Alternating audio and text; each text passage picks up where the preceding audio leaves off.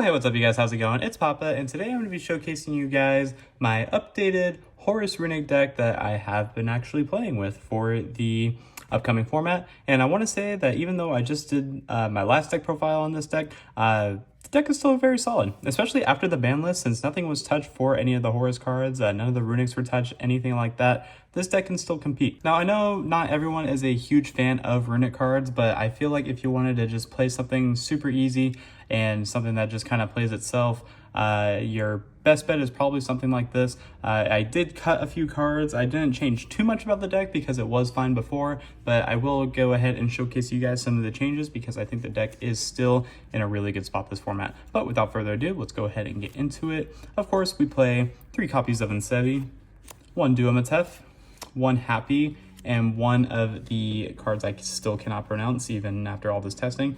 This is like a perfect ratio. I'm not gonna lie, I think just playing the one of the extra names are fine, and then just the 3 Insevi because it's the best one, as well as 2 copies of King Sarcophagus. I don't think you need the 3rd one, especially when we get to the end of the main deck when I show you guys what we're playing to coincide with the King Sark.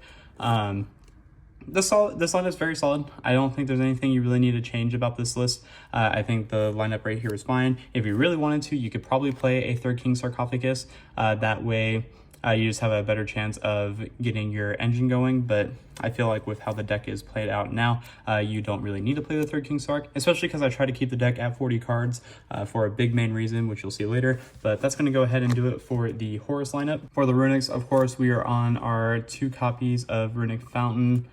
We are on 3 copies of Tip. I'm sorry, the layout is just terrible.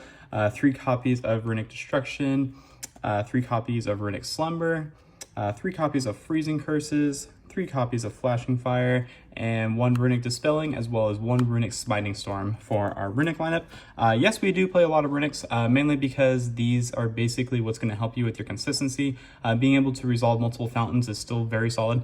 And then also on top of that too, like these cards just basically do all the work for you. The Horus cards are basically just there to basically put more pressure on the field by making your Little Knights and your Barons, whatever it may be. But the real key star of the show are going to be your Runick cards. They just do so much work, and I do really like the inclusion of the Smiting Storm. It has been really good for me, so I definitely think going forward you should probably be playing all these names because they just do so much for you.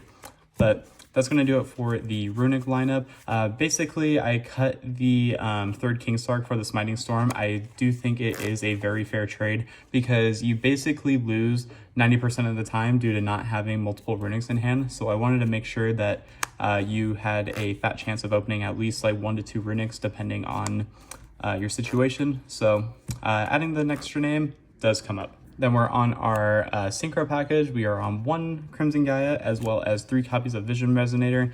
Shouldn't have to explain this. These cards are just so strong. I think it's just so well needed with the Horus cards being able to end on Baron, being able to end on Little Knight is just so crucial. This just does so much for you. This card also helps you make cards like Chen Ying. Basically just helps you make your Herald of the Arclight as well. The card is just so good. It has multiple usages, and then since we're not playing the Spellbook engine anymore, you could use this as your main normal summon as well. So it is what it is. I mean, such a strong card for a really strong deck. And then for basically non-engine, we are on 3 copies of Ash Blossom, of course. Still copy of 1 Triple Tactics Talent. I don't think you really need any more. I think just playing the 1 is fine with the amount of consistency you have for this deck. 1 Call by the Grave still, mainly because you do lose to cards like Droll. You still lose the Shifter, which weren't touched by the ban list for some reason, but that's just me. And then I'm still playing 1 Metalfoot Fusion. I just feel like having just an extra card to use for your discard outlet is very strong, and I think just being able to have a card that basically recycles itself back, making it to where if you get hand trapped, it doesn't hurt too much because you still have an extra card off of the fusion. I just think it's just so versatile, so you should definitely be playing something, but that's it for that. And then the main reason we cut the spellbooks is because we are on 3 copies of Upstart Goblin, which is just wild to say that we can do again. Basically, since Upstart came back into the format, we can go ahead and just keep drawing multiple cards every turn. I mean, if they gain 1,000 life points, it doesn't matter because we're going to basically be decking them out anyway. So Basically, the life point gain doesn't matter. You mainly want this for every like game 1 to ensure that you're going to win game 1, mainly because games 2 and game 3, this is probably the easiest side out that you can use, and it's just so versatile. So I mean, 3 upstart, you might as well, because it's just that good. And then since we are playing 3 upstart, that makes the deck a very clean 40, no more, no less. Again, if you wanted to play the spellbooks, you probably could, but I wanted to make it to where we can play Upstart Goblin again, because this is just one of my favorite cards, and it's just, well, I mean, very good. I don't know what else to say, but clean 40. Moving on to the extra deck. For our extra deck, nothing's changed too much. It is still 2 copies of Hugin, and then we are on the Munin, the Gary, and the Sleipnir. I feel like you could probably cut the Sleipnir. I just don't know what else you would really want to use for it. Sleipnir doesn't really come up too much because it is just an awkward level, it being level 9, so you can't really use it for like any real synchro plays if you wanted to. Granted, it doesn't really have too much usage since you are playing Little Knight. This is basically just a diet version of Little Knight, so you could cut this for something else if you don't like playing it. But I just have it there just for like the extra runic name to summon off of whatever it may be, in case one of these happen to be going away. But just those. For our synchros, we do play the Herald of the Arclight, 1 Baron de Fleur, and 1 Chen-Ying. I feel like these cards are just all strong in their own way. Of course, Runick cards just pair very well with Chen-Ying, being able to get that extra effect off of it. And then the attack gain is just nuts, because there's just going to be so many cards banished every time this card is out, and this is almost essentially an auto win from there if you can resolve it. Baron is just Baron. This card just does so much. The interaction between Little Knight and Baron is just so strong. Being able to just keep recycling the effect negation is so good. And of course, the Arclight is there in case we do get like some tier limits scragglers, basically. I don't know who's going to still be playing tier after the ban list, but you know, it doesn't really hurt. But I mean, to basically make it to where that happens. And it's also really good against Fire King.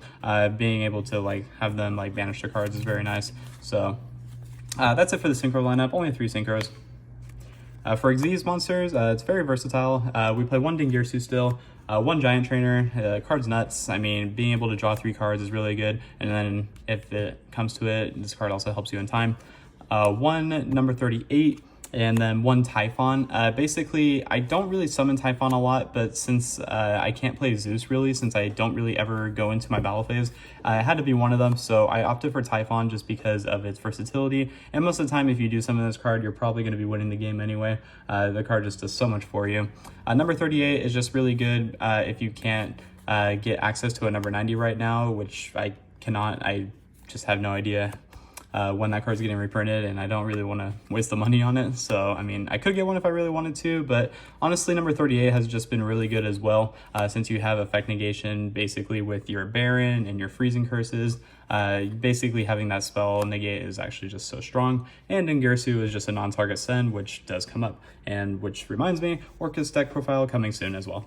So that's it for the Xyz monsters. For links, it's only 3. We play 1 Dark Charmer, and then we play 2 copies of Little Knight. I still feel like you should be playing the second Little Knight if you are going to play this deck. So I do feel bad, budget players, but I just think having 2 Little Knight is just too good. I don't really see the need to not play it, mainly because I think if you do decide to not play the second Little Knight, then you're going to be getting to that point to where you don't really have anything to go into after you use the first one up. But basically this is just like a saving grace. You make your Little Knight on your turn 1, and then depending on how the game goes out, you can make it dark, summon something from their graveyard, and then just make another Little Knight, and then you're basically just good to go. Because most of the time, if you're making Little Knight game 1 anyway, they just summon a guy to attack over the Little Knight, and then it's basically gone. So you don't want to have that happen, so you want to make sure you have at least an additional Little Knight in the extra deck. But that's actually going to go ahead and do it, guys. I don't really have a side deck built just yet, because again, I have just been testing the deck. I don't really have anything too major that I want to put in here just yet. I think the deck has been performing very, very solidly, that I just don't know what I would like to change. I mean, granted, being able to play 3 Upstart again is very nice and makes it to where this deck just becomes a little bit more consistent. Don't get me wrong, the Spellbook engine was very nice, but it would also get sided out basically after every game 1, mainly because it just comes out for better cards. So it is what it is. It's unfortunate, but I mean, 3 Upstart is 3 Upstart, so I can't really complain. But other than that, let me know what you guys want to see next, and until next time, guys, this has been Papa, and I will be catching you all in my next video.